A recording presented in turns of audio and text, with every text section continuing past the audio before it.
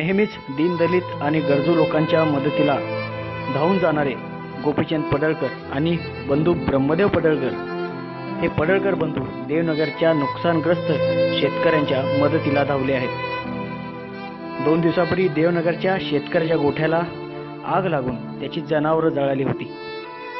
या शॉर्ट सर्किटमुळे शेळ्या, मेंढ्या आणि गायीही दगावल्या होत्या। याची माहिती मिळताच या अपघातग्रस्त शेतकऱ्याला पडळकर बंधूंनी मदतीचा हात दिला आहे। महाराष्ट्राचे युवक नेते गोपीचंद पडळकर आणि सांगली जिल्हा परिषदेचे समाज कल्याण सभापती ब्रह्मदेव पडळकर यांनी देवनगरच्या शेतकऱ्याला आर्थिक मदत करीत त्याला आधार दिला। जिल्ह्यात शेतकऱ्याच्या मदतीला पडळकर बंधू सदैव तत्पर असतात। त्यामुळे बांधावर जाऊन शेतकऱ्यांना मदत करणाऱ्या पडळकर बंधूंचे नुकसानग्रस्त शेतकऱ्यांनी आभार मानले आहेत। राजकारणात अनेक जण पदं मिळवतात, मात्र त्याचा इतरांसाठी वापर करणारे कमीच असतात।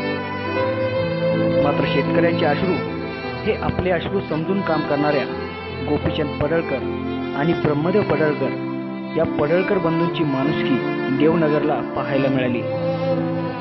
यावेळी देवनगरचे सरपंच सुधीर शेंडे, रघुनाथ इंगळे, महेश पवार, सुखदेव माने, बाळू माने आदी उपस्थित होते।